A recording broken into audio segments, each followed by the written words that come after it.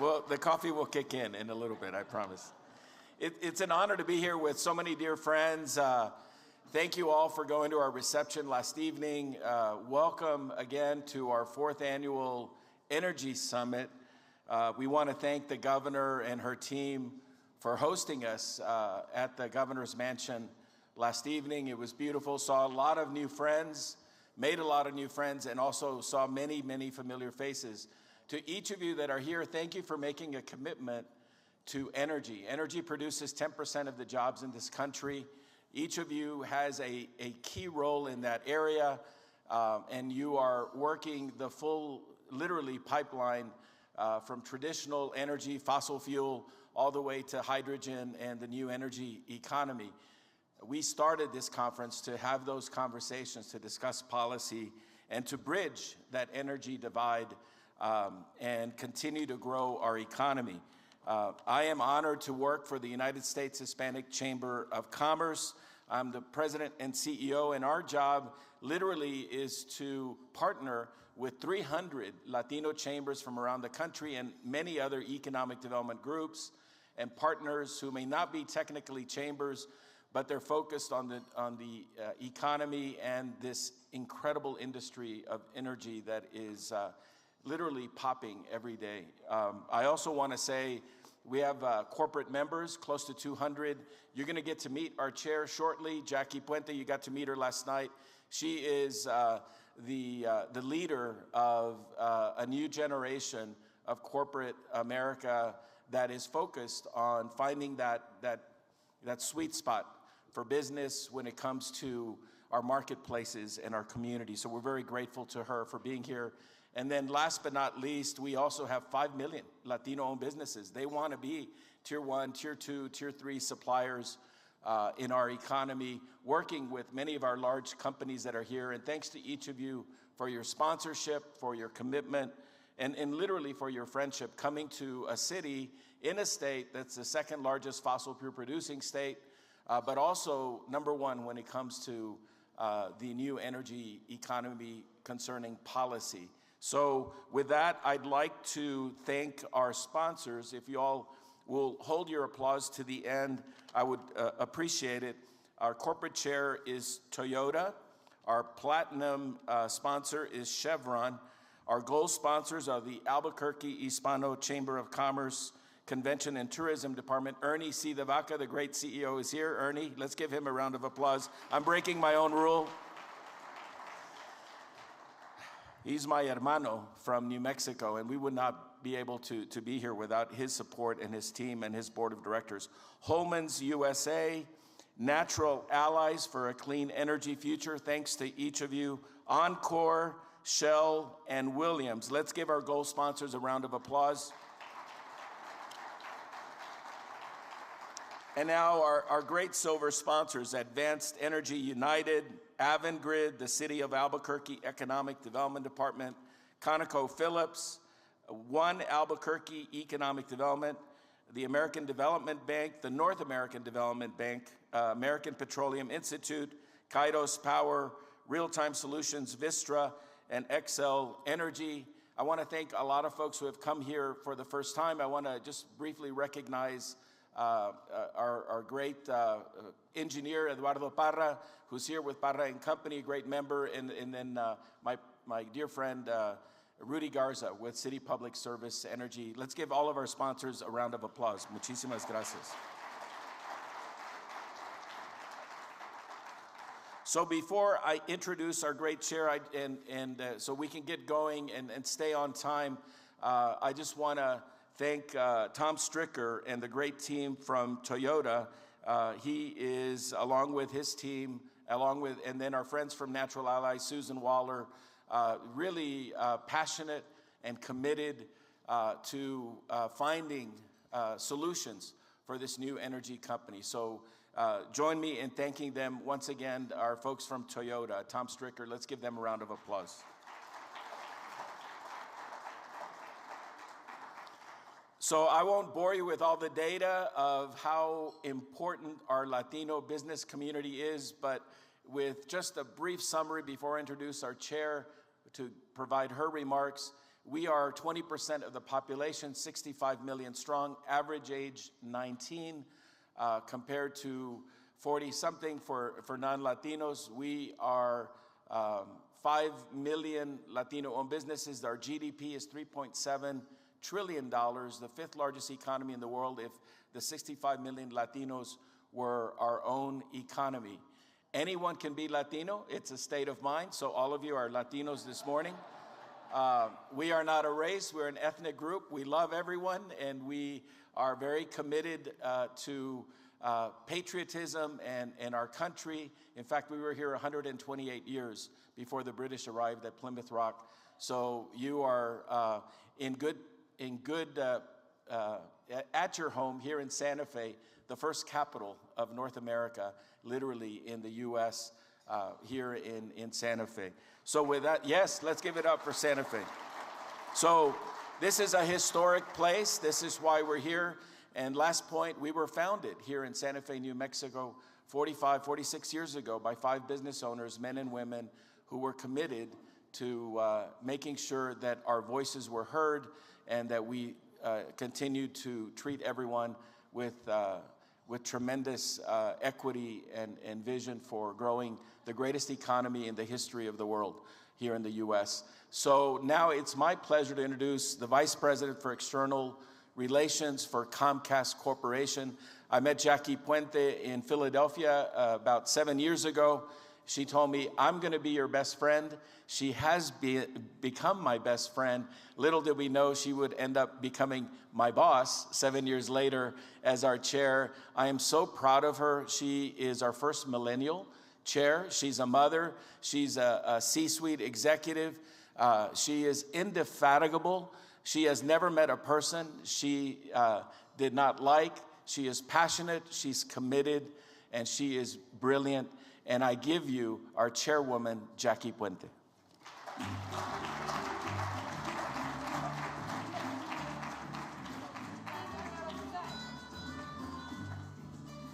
I really can't say anything more than that. That's really wonderful. Thank you all so much. And good morning, everybody.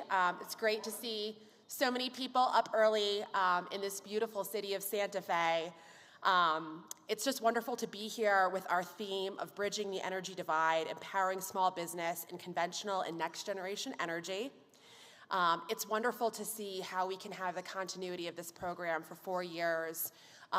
Thanks in part, much in part, due to our strong partnership with the Albuquerque Hispano Chamber. And I want to give Ernie and his team a round of applause for everything that they've done to help keep us on track. I'm here to give the big picture details that the USHCC champions growth and success of more than 5 million Hispanic-owned businesses. And I think in this room we all know it's many, many more than that. And we contribute more than $800 billion to the economy on paper, but I think we all know that it's much, much more than that. Our network today represents more than 260 chambers with more than 100 major U.S. corporations, and now I'm proud to say many multinational corporations joining in our efforts to expand opportunity for all small business, including Hispanic businesses, everywhere we go. Yesterday, we were able to graduate the Avanzando Blue Wave students, the 4th cohort, and equip these business leaders with knowledge and tools to compete globally and become part of a more competitive and future-ready supply chain. And for those on East Coast time still that were up watching the markets this morning, you know, if there's ever been a time to develop this supply chain and build the resiliency of our networks, today is the day. So I'm so thrilled to be here with all of you today. I look forward to meeting with you, learning more about your stories, and encouraging you all to dig in and support the Hispanic Chamber in your local community or at the national level. We have a tremendous amount of work. I'll plug our policy platform one more time. Last month in DC, we gathered more than 300 chambers to release our policy blueprint, which are the public policy goals that we are talking to this administration, to Congress, and to leaders around the world about how we can strengthen entrepreneurship, how we can build our communities' businesses, and really drive our economy forward. So thank you all so much for being here this morning. I look forward to talking to you all and to some wonderful presentations today. Have a great conference.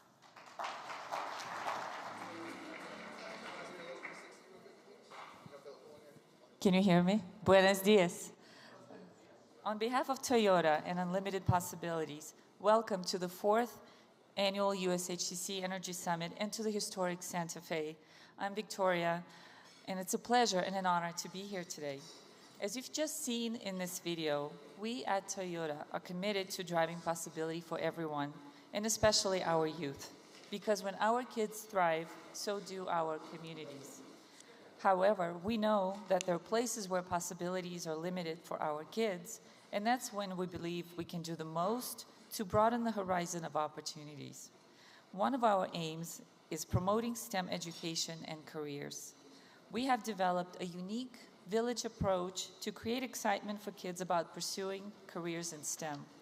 In communities around the country, we partner with schools, nonprofit organizations, chambers of commerce, businesses, local governments, and others to promote STEM learning. Our programs align STEM education with local employer needs, facilitate Toyota professionals as mentors to students, and increase instructional capacity for teachers in STEM and other areas. The energy industry is an important component of the STEM field. We are going through an exciting time of transformation and opportunity in the industry, and that means opportunity not only for professionals who are already in the field, but for those of tomorrow. We need to ensure that our workforce is well equipped to improve energy security, grid resilience, supply chain stability, as well as advance cutting-edge technologies such as carbon capture, hydrogen, small modular reactors, and other technologies that will undoubtedly be developed in the coming decades. The key is knowledge. That's why Toyota is here at this summit. We want to drive unlimited possibilities for today and tomorrow. As part of our ongoing commitment to fostering a resilient and inclusive supply chain ecosystem, Toyota is proud to announce its support for the next cohort of businesses to participate in USHCC's Educational Fund Supplier Development Initiative called Avanzando, powered by Toyota's Green Builds business. Launching this June, this will be the first cohort in the program to be comprised of businesses specifically poised to elevate their capability as sustainability-driven suppliers. These companies will be ready to scale and offer competitive, environmentally responsible solutions to help meet evolving demands of procurement. The key is knowledge. So on behalf of Toyota, let's drive possibilities together. Thank you.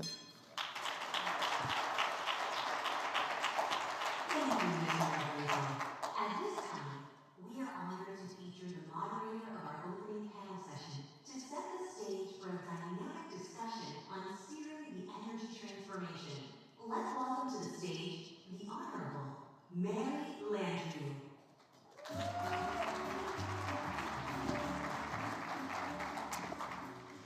Good morning, everyone, and what a beautiful gathering in an amazing city in a fascinating state. As Secretary Kinderdine said last night, this conference couldn't be held in a more appropriate and important place in the world today, in a state that is an energy state, fashioning and designing what the future of the energy system for not only itself, but for our country and the world. And I just want to say how proud I am to be asked on behalf of Natural Allies, one of the organizations that I'm so proud to represent in Washington, to give just brief opening remarks this morning and to moderate what is truly going to be an amazing panel in just a few minutes. But I want to thank Jackie. I've spent some time with her backstage and know her a little bit, of course, by reputation, but she brings so much energy and joy to this work. And Jackie, thank you for your leadership. Ramiro, thank you for your heart, for leading a Chamber of Commerce that's not only focused on business and profit, but focused on lifting the entire Hispanic community in the United States, every piece and part of it that's so precious and important, and helping our country to maybe focus a little bit more on those general values that maybe sometimes get lost in some business discussions. And I can actually feel that being here with you all, and it's wonderful. So thank you all for that. And Cynthia, you have done a remarkable job. It is so well organized. And since Susan Waller is like an expert in organization, when she gives somebody an A+, that is a lot. So Susan and Cynthia, you all have done great work, and it's so good to see my friend Kim Watson here, who used to run all the pipes for Kinder Morgan. Kim, thank you for coming. And of course, Lane Wilson is in the audience, who's this chief counsel for Williams, and Williams Company, which is one of the largest pipeline companies in America, is our founder. So I just wanted to share that. My brief remarks to you all this morning are just sort of why Natural Allies was created and how I feel so connected to the mission of the United States Hispanic Chamber and your focus on energy.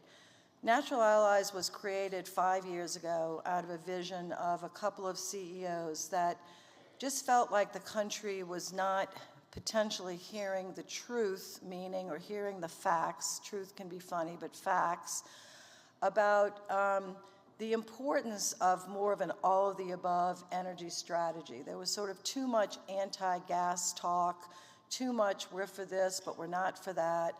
And so Alan Armstrong and a group of leaders, mostly from the midstream, which are the pipelines in our country, got tired of hearing about, you know, the sort of move on from what we have and don't worry about it, we'll figure it out as we go. Well, that's like trying to fly a plane and building it while you're in it and hoping you don't crash. So, you know, Alan said there's got to be a better way. So Natural Allies was created. We don't represent the specific industry, we represent the idea.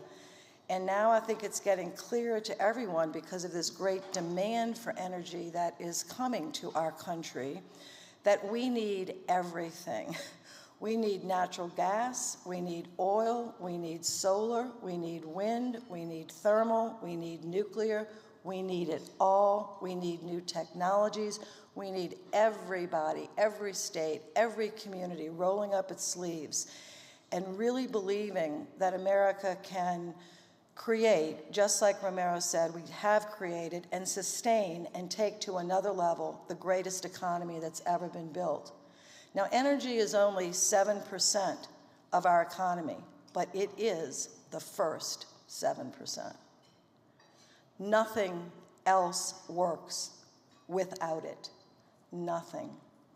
So we need to get this straight and get it clear. And we also need, and the Hispanic Chamber knows this, and you all are so well positioned because you support both the Democratic and the Republican Party, lean different ways at different times, but that's good because both parties need to understand that we need a practical, common sense position forward where we're not whipsawed back and forth as administrations in Washington have been doing lately and now in pretty dramatic form. Wouldn't it be better as a country to have business leaders, practical business leaders, helping to keep that middle? So Natural Allies was created. We've built relationships with labor unions. We've built relationships with American Clean Power, the largest association of wind and solar in the country, led by an amazing guy, Jason Gramey. We're reaching out to the American Restaurant Association.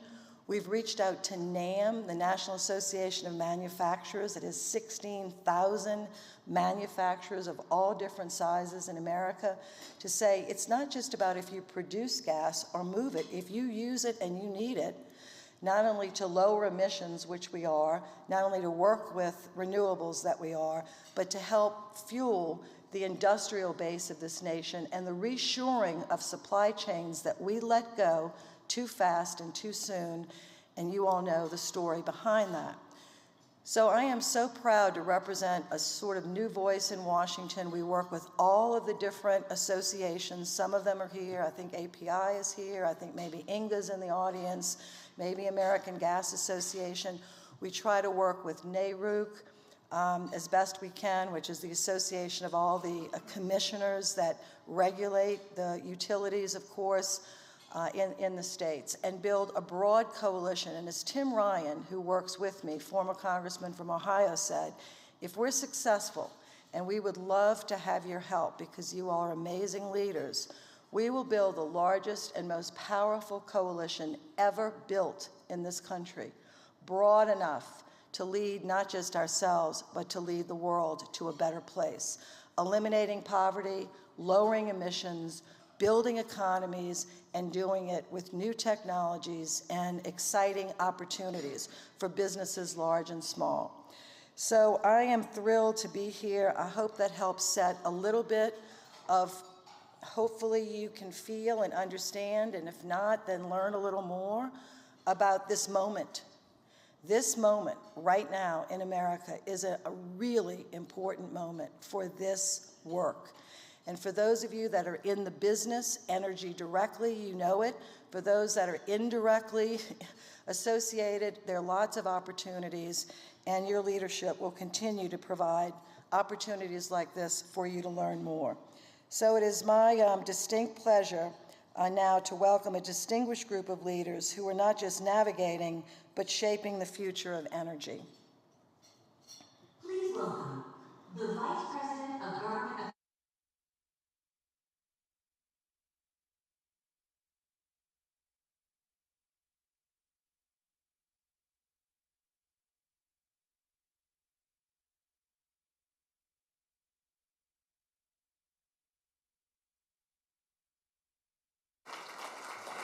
You can all sit. Well, gentlemen, thank you all so much for coming this morning, and we got to visit a little bit in the green room, and of course I've known Puneet for a while now. We worked so closely together in Washington, but it was wonderful to meet Rudy and Tom, and I'm going to start by asking them, we only have a few minutes, and I look at this group, we could talk all day and have some exciting things to share with you guys, but our time is limited. So I'm going to start with you, Puneet.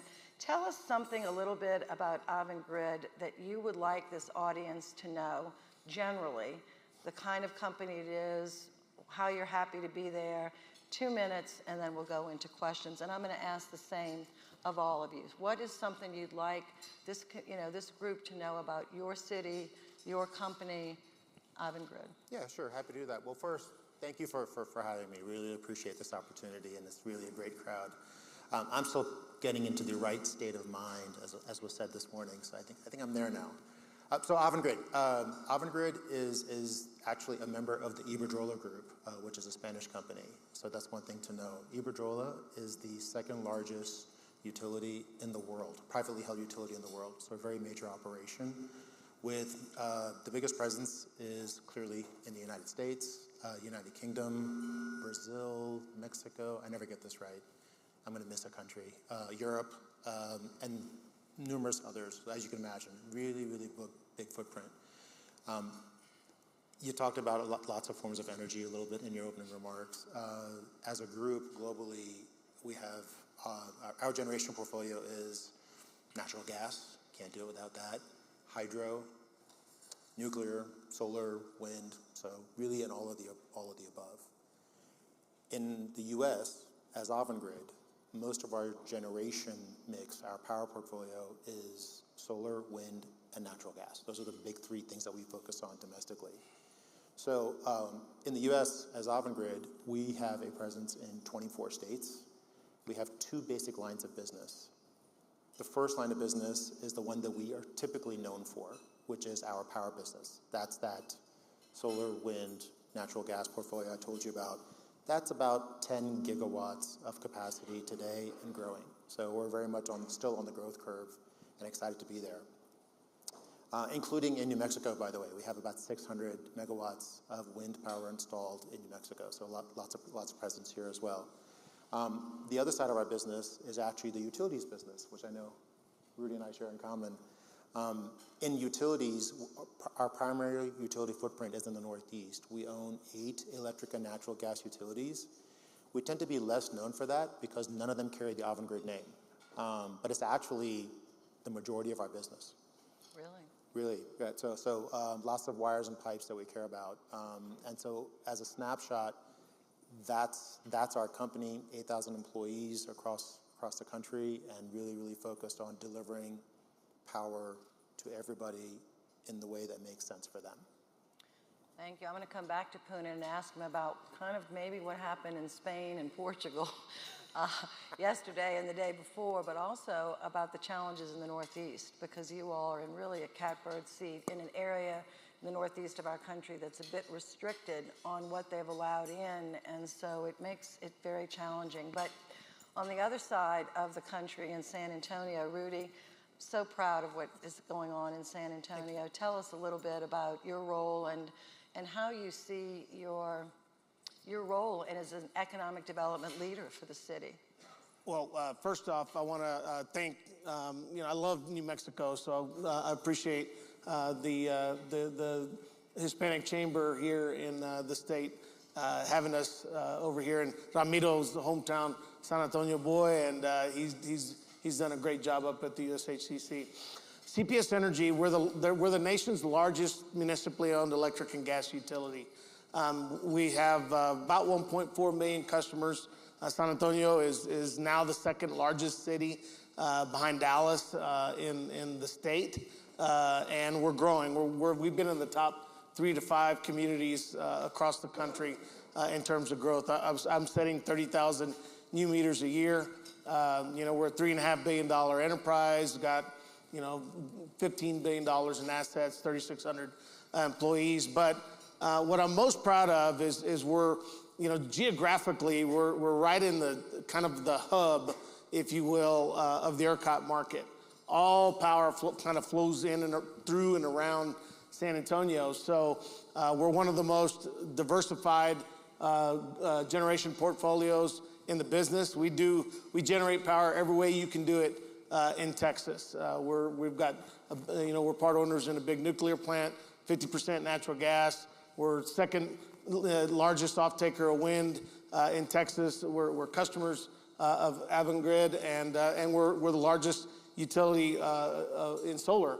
So we're doing it every way we can do it, but the growth in Texas has been just phenomenal. And quite frankly, like most other parts of the country, we're behind on the amount of generation we need. We're behind on the amount of transmission interconnections that we have to get power, around the state. And so it's a really exciting and challenging time to be in our industry.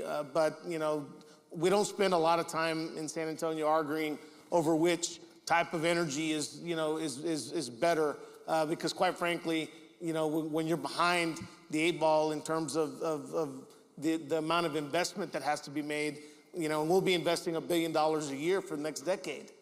You got to have it all, and that's the only way we're going to meet growth. So great, glad to be here. I really appreciate the invitation. I look forward to the conversation.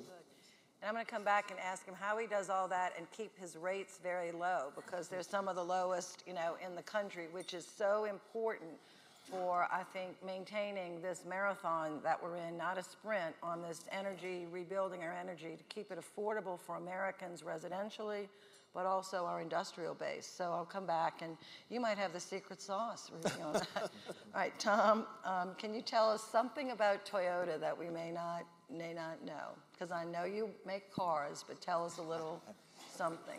Yes, and trucks in San Antonio. Good morning, everyone. Thanks for having me back this year. I guess I didn't stink it up last year. So, Toyota makes vehicles, and we're a mobility company. But a lot of folks may not realize that Toyota started out not as an automotive company. We started out making automated looms in the 1920s. So Kiichiro Toyota would watch his mother use the hand looms that were prevalent in the day for pennies a day, busting her back, and he thought, this isn't right, I don't like to see my mother working under these conditions. So he developed an engine and made automatic looms that became probably the finest automatic looms in the world at the time. And that company still exists. It's called Toyota Automated Loom Works. And from there, his son, Kiichiro, they had started to develop an expertise in engine building and fell in love with the vehicle, fell in love kind of with the aura of the United States and the whole Ford experiment and so forth at that point. And, the rest is history. And part of the reason I think this is relevant, aside from just sharing with you something that you may not know about Toyota, is that it just goes to show that what you are today may not be what you are in the future. And so always keeping the eyes open for new opportunities, new business areas, new things that you, your talented teams and so forth can do and can bring to the economy. You know, it's the world's a blank page for you. I just love that story. I didn't know that origin story of Toyota, of a son trying to figure out how to keep his mother from working as hard as she was. Yeah. Because that is the definition of energy. It's work. And before we had energy, that's who worked. Animals, people, women with your muscles. And it was tiring, and it was hard. So a motor was created. It has to run on something to lift people from that state to a higher state. That vision is something we should all keep in our heads as we build this energy future. And trust me, there are countries that don't have light switches that they can switch on, and those women and those men are still lifting their countries by their backs and their muscles, and still animals in the field. We have a long way to go, ladies and gentlemen. All right, Puneet, tell us a little bit about, if you will, like what happened in Spain, and we don't know exactly, I know that, but Spain and Portugal and parts of France went dark.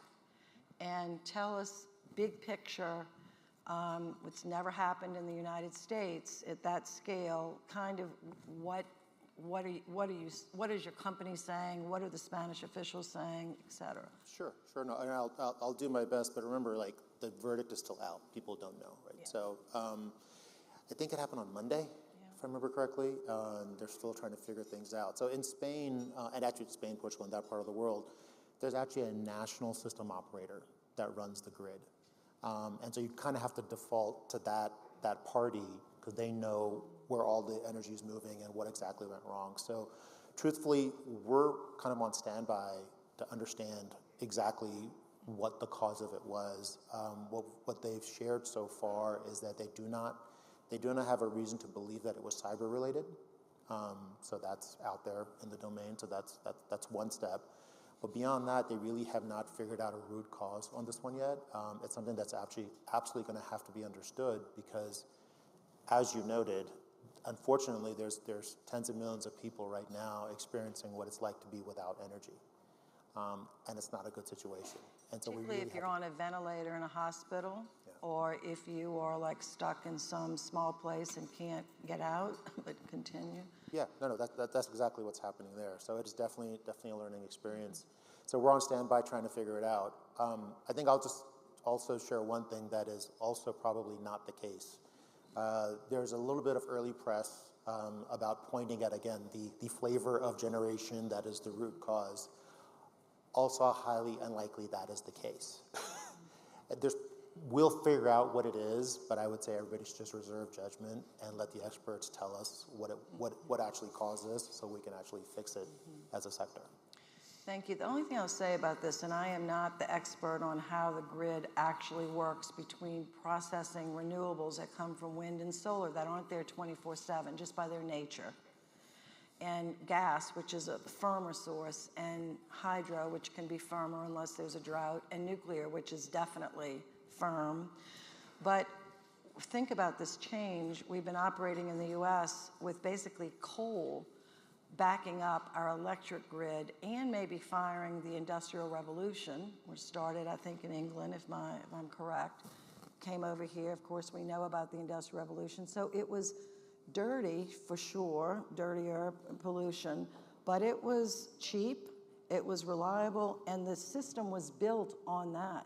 Now we're putting renewables in the system, which is a good thing for the environment, but we've really got to figure out. So maybe next year, y'all should have engineers up here because maybe the politicians don't understand it, but I think the engineers might, and maybe we'll talk to them. So, but this is a big issue in America now, and maybe some of your businesses are involved in this. This is a big question for our country. How do you marry and integrate these new forms of energy and keep the lights on? And our power grids are not national, they're regional. And that gets to you, Rudy. Can you explain how Texas is different than the rest of the country? Well, if you ask most Texans, they'll tell you we are our own country. And certainly, when it comes to the electric grid in Texas, 90% of Texans are within what we call the ERCOT market. And we have a few interconnects that transport limited amounts of power across state lines, but we're a separate grid for a reason. In Texas doesn't like a lot of federal intervention in our market, and so because of the way we're situated, FERC has very limited jurisdiction in Texas the way they do in the eastern and western grids. So, that's good and bad. When we had a problem during Winter Storm Erie, very little power can be transported across lines, so we're kind of on our own. But then again, when the eastern and western grids have problems, their problems don't become our problems. So, people always ask me, what do you think about connecting the national grid? It probably makes sense, but it'll be a cold day in hell before the politicians in Texas are going to agree to do that. So we kind of are where we are. But, which is why, it's so important to stay ahead of the investment curve. We've got to generate the power we need in Texas to serve the substantial growth. I know one thing about my responsibility in San Antonio. Nothing will happen in San Antonio if CPS Energy isn't successful at doing our jobs. If our power is not reliable, if our rates aren't affordable, we're not going to be successful. And so, every decision we make is to ensure we're not asking for one more penny than we need from our customers. And you asked the question, how do you keep rates affordable? We're one of the largest utilities in the country. So we understand the leverage that brings with the contracts that we sign for all kinds of things. And, and we're really, really efficient at the job that we do. And that's allowed us to keep rates. We're the lowest rate combined electric and gas rate in the state of Texas. We're number 2 in the country. And we're proud of that fact. And we're innovating in all the ways the industry is innovating right now. And we've just been able to find a way to do it in a very affordable, manner. We don't have competition. We have competition in Texas. The municipally owned utilities were allowed to opt in. And so we don't have competition in San Antonio, which means I've got to be super reliable and I've got to be super affordable or my customers are going to want in. And so, I think we're doing a pretty good job of that. And the profits that you make, you don't really make profit because you're a nonprofit, but does that go to the city and does it fund part of the city's budget? Yes, ma'am. So all municipally owned utilities have some portion of their revenues that go back to the city. We're like an enterprise fund. A lot of cities own water departments. They own all kinds of utilities. The city of San Antonio made a decision 80 years ago to buy CPS Energy and create what we are today, and it's paid off huge for the city. So about 14% of our revenues go back to the city. So it's not a true, we're not a for-profit entity. The city just gets what they get. That's the way it's been. Yeah. All right. Tom, can you talk a little bit about Puneet's in the hot seat with the grid going dark, but you are actually in the hot seat right now in Washington about this debate on electric vehicles, or we should do them or not. How about hybrids? What do we do? President Trump has his views. The Democrats have their views. This is one of the hot topics in Washington. So can you give us a little clarification on that about not the politics, but what's popular with the people, vehicles, et cetera, and how is Toyota managing through this very challenging time? Sure, and it is in fact a challenging time. So, we are, I won't say one of the few, but you may not know that not all auto companies are truly global in scale and scope, and Toyota is. We sell in 170 different markets, and we sell upwards of 10 million vehicles a year around the globe. So that's a lot of different customers who have a lot of different needs. The senator mentioned, there are people who have no access to electricity. So electric vehicles are not going to work everywhere. And when you look at the United States, we're also a very large country with a lot of diversity, not only in the traditional sense, but in terms of people's needs, what they want to drive, where they live, what kind of access to charging and fueling that they have. And so for that reason, we have a broad portfolio of technologies that we are investing in, again, as a global company. And so what works in St. Louis may not work in New York City or vice versa. When it comes to electric vehicles, I mean, it is a significant change. It's a major, major change in the way the industry fuels its products. And it does seem like it is coming, right? And it'll be here in full scale at some point.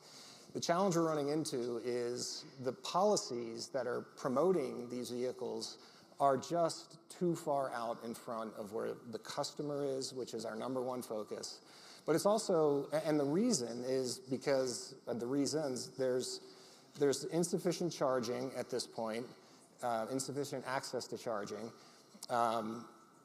writ large. And there's pockets clearly where vehicles sell well and there is charging. But, when you look at our country, that's not the case across the board. And the critical, not critical minerals, but the minerals that go into batteries, they are not easy necessarily to get and to find, and they don't always come from the best places. The U.S. is trying to shift that, to more local production of the minerals that are necessary. But all of these things combine to put what is a very good product in a very difficult position at the current point in time. And so the good news is, at least for Toyota, we have options for all consumers. No matter how much you make, we've got a vehicle that you can buy and that hopefully reduces carbon. One last thing I'll say is, so far this calendar year, over 50% of everything we sell in the U.S. is a hybrid. And we also offer plug-in hybrid, battery electrics, and in California, hydrogen fuel cells. Which gives people the options that they want or like or feel comfortable with until we can get our charging stations and another kind of delivery system. Right. We have only 5 minutes left, so I'm going to ask this question to each of you.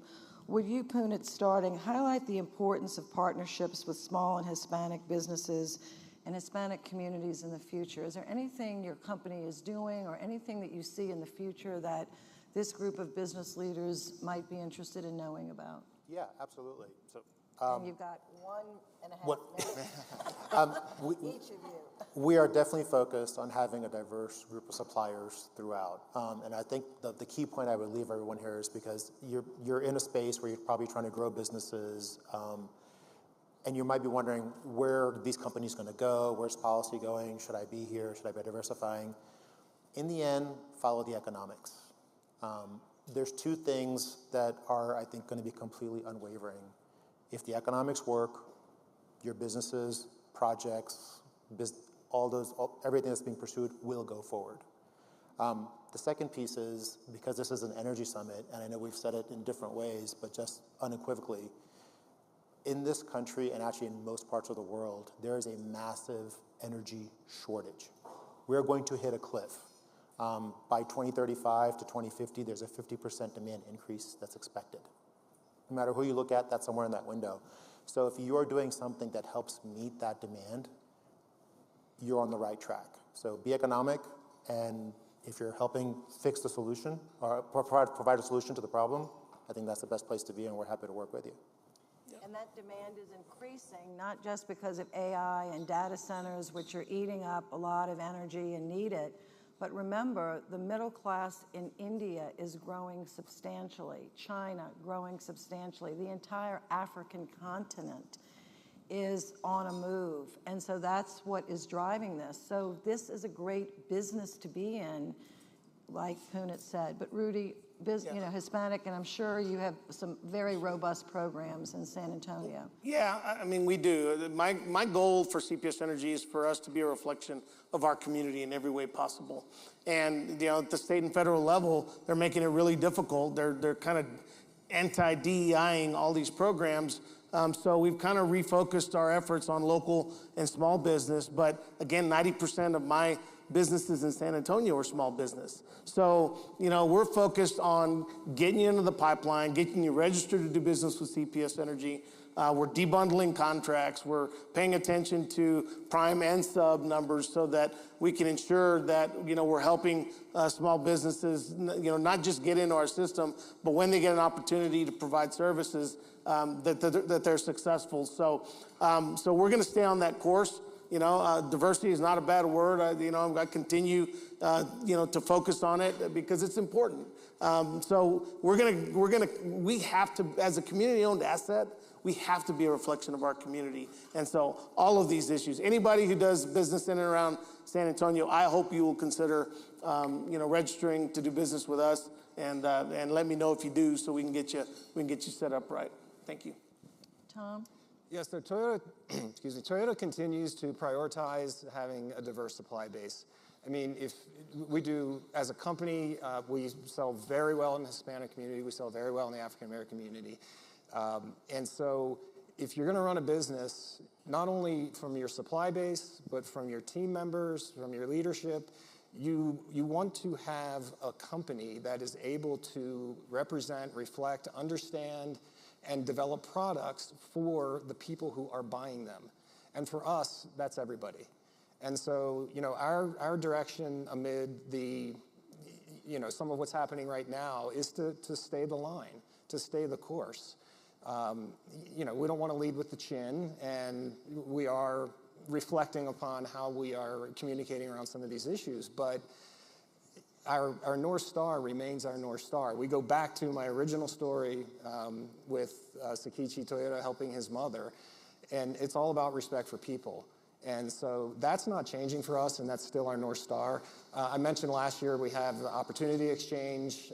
We have these great events like this that the USHCC and the other chambers are putting on, and just urge everyone to look for those opportunities, those new forums to get involved in, and obviously continuing to work with and support the ones that we're working with here today. Wonderful. Can we have a round of applause for this amazing panel?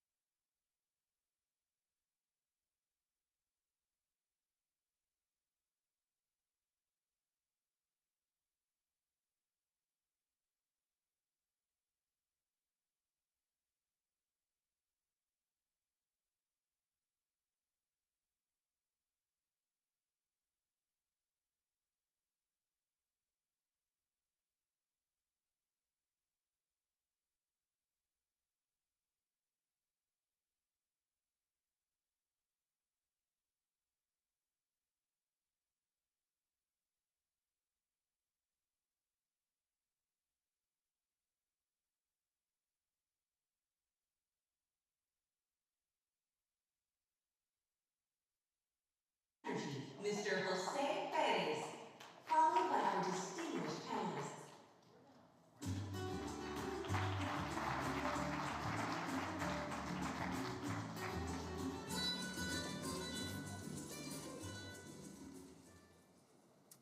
Okay. Good morning, everybody. So we're going to have a really nice discussion today about something that's really important for America, and it's a very special project. That is, when you take a look at the size and the opportunities, it's really overwhelming. Before I get started and describe this discussion, how many of you have heard about the Permian Basin? Okay, good. There's some folks that know about it. Well, for those of you who don't, it's huge oil and gas production that's going on between New Mexico and Texas in an area about the size of the state of Delaware. And it's tremendous. It's when the project is completed and if it maximizes its economic bottom line, you're looking at a $7.7 trillion project. Did you hear that? Trillion with a T. So it produces about 40% of the country's oil and gas, and it has really been an instrumental factor that makes the United States very strong from an energy perspective worldwide. And so today we're going to have a conversation that explores how energy producers and infrastructure leaders and financial institutions are coming together in the Permian Basin to strengthen regional economic development, advance sustainability, and expand small business participation. And if you look at the geographic area for that project, it's anywhere between 40 to 60% Latino, and the Latino population, the Hispanic population, is growing tremendously. So talk about an economic boom. So it's not just developing the project, but it's also community development, new roads, new housing, new hospitals. I mean, it's really incredible. So we have a very distinguished panel today that I'm honored to be part of this. And I've asked each one of them to introduce themselves and also tell you a little bit about what they do, and we're looking forward to it. And we'll start with Adrian. Well, good morning, everybody. My name is Adrian Rodriguez. It's Adrian, for those of you who roll the R's, or if you're my mom and you're mad at me. So one thing to note, with Excel Energy, and we're a corporation that provides electric and gas service to customers across 8 states, serving 3.7 million electric customers, about 2.1 gas customers. I happen to be the president of our Texas and New Mexico utility, which provides electric service to about 403,000 customers in Texas and New Mexico. Having just been on the panel now right after Rudy talking about CPS Energy in the ERCOT grid, the Texas-New Mexico Southwestern Public Service Company, of which I work with, is outside that ERCOT grid in the Southwest Power Pool, which means that our customers that are in the Permian Basin, or especially our oil and gas customers, are relying on having to deal with the regulations and policies of 2 different states, Texas and New Mexico, as well as 2 different grids. For those that happen to be in the ERCOT region, they're dealing with the Electric Reliability Council of Texas. For those that are being served by us at Southwestern Public Service Company, you're being served as part of the regional transmission operator, the Southwest Power Pool. So it creates a great balancing act. One thing to note about our company is it takes all sources of energy to provide energy to our customers across those 8 states. We have everything from coal to gas, wind, solar, and for our colleagues in the north, nuclear and hydropower. So hearkening back to comments that Secretary Kenderdine made yesterday, that Senator Landrieu made today, it takes all forms of energy to be able to continue to provide the electric service that we provide to our customers in Texas and New Mexico and in the Permian Basin. It's an and, it is not an or. Excellent. Thank you, Adrian. My name's Alfonso Arguindegui. I'm the CEO of Arguindegui Oil Company. We're a 82-year-old family-run business. I'm 3rd generation. We're primarily in the petroleum distribution business. We have multi-generational relationships with all the major refiners along the Gulf Coast, servicing, many different industries, not only oil and gas, with diesel, chemicals and lubricants, within, oil and gas, as I mentioned, but there's mining, there's trucking, railroad, agriculture, you name it, where diesel and lubricants are needed, that's where we certainly want to be. Anyhow, we blanket basically the state of Texas. We run in Louisiana, Oklahoma, and here in New Mexico as well. The Permian Basin is a very important basin for us. Immense amount of growth, and as Jose mentioned, the future there is huge. There's certainly a lot more production to be had. We've become very much a global provider of energy, and certainly at Arguindegui Oil, we, are embracing the energy, clean energy initiative, not only so much from a compliance standpoint, but mostly from a competitive standpoint. If we don't embrace it and be proactive and have some foresight and vision within the space, I think we'll be left behind. So anyhow, that's Arguindegui Oil.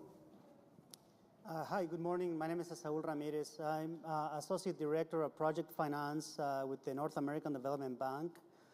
For those of you who are not familiar with the institution, the NAD Bank, as it's commonly known, is a binational lending institution owned in equal parts by the U.S. and Mexico governments.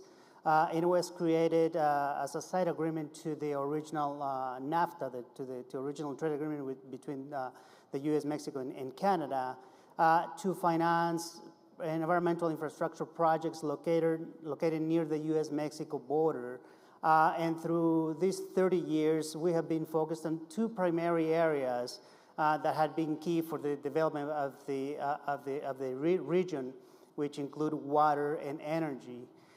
In clean energy, we have been financing solar, wind, and energy storage projects for the past 15 years, and have provided almost $2 billion in loans to private and public entities for the construction of these projects, which have resulted in investment in the region of over $7 billion. So again, we have been key in developing the region, and we are looking forward to contributing to that development, including with the new area of focus, which has been energy storage, which as you would probably expect, with the instability in the grid due to climate change, devastations and things like that. Having a stable grid is key, and so we're right now a key area of focus is energy storage. So looking forward to the conversation here. Thank you. Excellent.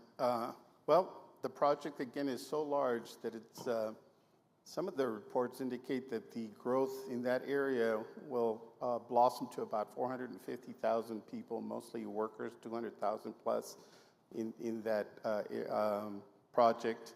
And then there's probably another 800,000 that are going to be associated in ancillary roles, but are all related to work, which means a lot of need for energy, for housing, for schools, and so forth, beyond the needs of the project.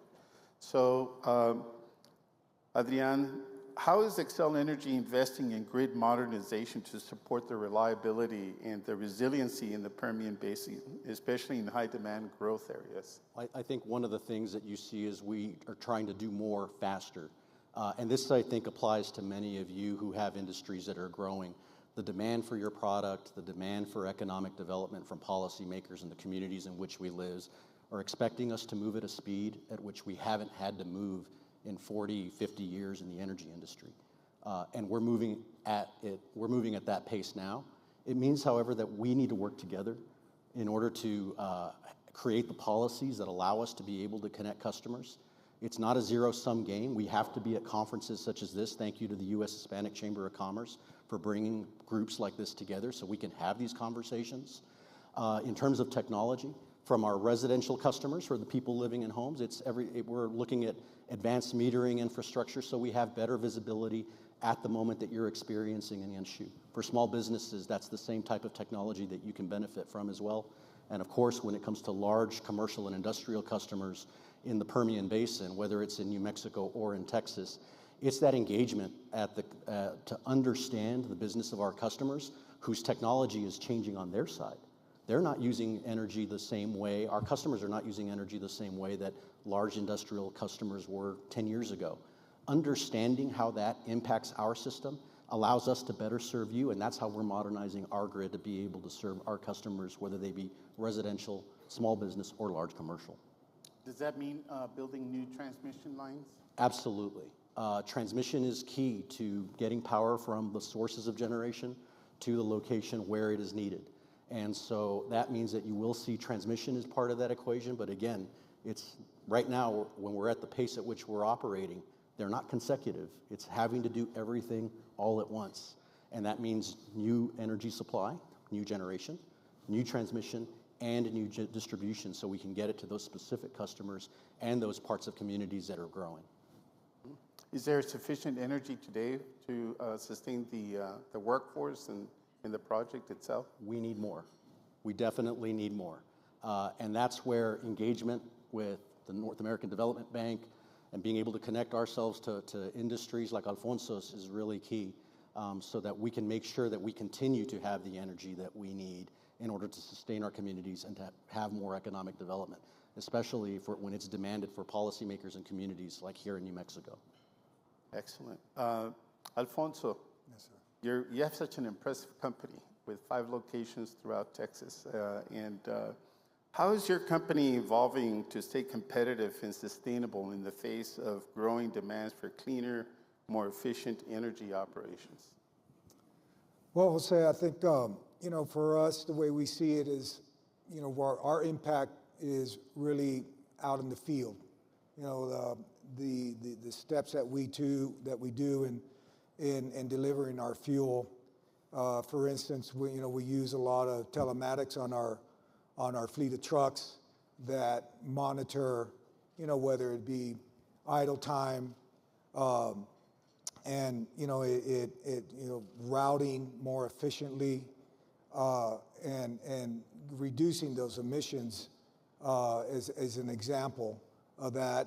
We've have been very involved and proactive in servicing the frac aspect of exploration and production, getting involved in investing in dual fracking systems that incorporate CNG along with diesel, and as well as e-fracs. Our services are still needed in e-fracs, believe it or not, because if something happens to that grid, they still need to have some fuel, on site, 24/7 as they're operating.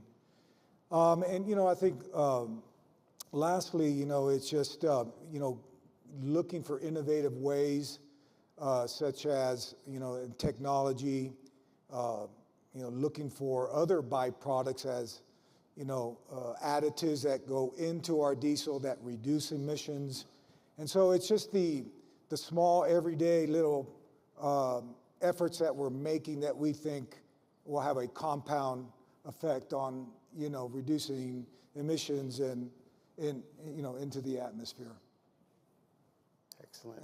And try to use that technology as a marketing aspect as we go out and market it and try to gain business. So, can you give us a perspective on how artificial intelligence is being used for your business, perhaps to make your business more competitive? Well, artificial intelligence, I think, it's amazing to me, growing up in the business, how the industry has evolved. And, today's environment is demanding in terms of, information and how quickly you can move and get your product and services to market. It's very fast-paced. And so, I personally ask, Chat GPT, often, a lot of questions these days. And so, but by all means, it helps, not only from a strategic standpoint, product knowledge, what our competition is doing, from technology, the latest, greatest technology that's out there. So by all means, I think AI is a way of life, and it's only going to just get more and more intense and more, more informative and used as a tool. I don't know how we're going to outsmart AI, but I think it's the companies that utilize it and learn how to use it more effectively, more strategically, will win. Excellent. Saul, how is the National American Development Bank financing infrastructure and energy projects that promote environmental sustainability and regional economic development? Thank you for the question, Jose. So again, the NADBank provides direct loans to infrastructure projects. Again, the key areas of focus have been clean energy and water. On the clean energy side, we have a loan program that lends directly to private owners. be it private entities or public entities. In many occasions, these are public-private partnerships, including where a private developer is, constructing or building a project that is essentially backstopped or supported by a contract with a public institution or a publicly rated institution, such as El Paso Electric, or or in the case of Texas, where in San Antonio with CPS, we had the CEO of CPS here before. So we are lending to the project owners directly for this multi-million-dollar project. But we also have a green loan program that directs to smaller businesses, and we're utilizing that to lend to the small businesses. So this is a great tool for Hispanic-owned businesses, and we're also trying to make partnership with states, municipalities, to help spread the word that NatBank exists. And so we can support, initiatives by the governments that can in turn create jobs and opportunities for small businesses. So, those are some of the tools that we're utilizing to, create, economic development in the border region. Excellent. Can you share with us one great Hispanic-owned business success story? So I mentioned that we are very active supporting energy storage projects, and many of the projects, or a few of the projects that we have financed, have engaged EPC contractors, or companies that actually mobilize the teams, the local teams, to construct those projects. And there have been quite a few of them that have contracts with small businesses, including a small business from Albuquerque that is very active in energy storage projects. And clearly, that's a key example. Can't disclose the names or anything, clearly, for confidentiality issues. But we see that happening throughout the region. And of course, many of the projects hire local talent, or local labor. Right. And in many cases, it's almost at least half of the labor forces for the construction process is from the local communities. So you're talking about projects that hire 200, 300 employees during the construction period for a wind, solar, or energy storage project, and a lot of it is from local communities. Excellent, great. Adrian, what role does Excel see for small and Hispanic-owned businesses as part of your supplier and infrastructure development strategies? Well, I think one of the things is that they're among our customers. And one of the things that you'll see with your local utility, whether it's Excel Energy at SPS, my colleague Rudy with CPS Energy, is that our employees, union and non-union, are part of the communities in which they serve. They reflect our communities. In fact, my colleagues who are New Mexicans and Texans are sitting at a table here in our audience today. Thank you all for being here, and thank you for being our customers. And for my colleagues who are serving those customers, thank you for the work that they do every day to keep the lights on. Okay, great. We are running out of time here, folks, and what I wanted to do is maybe give you 30 seconds each to give a final message to our audience about best way to participate in the energy sector, either funding or procuring, or in your case, with the utility perspective. So we can start with this. Oh, thank you. So again, the North American Development Bank is a great resource for funding clean energy projects. Of course, that's the focus here, energy, but also water-related projects located near the U.S.-Mexico border.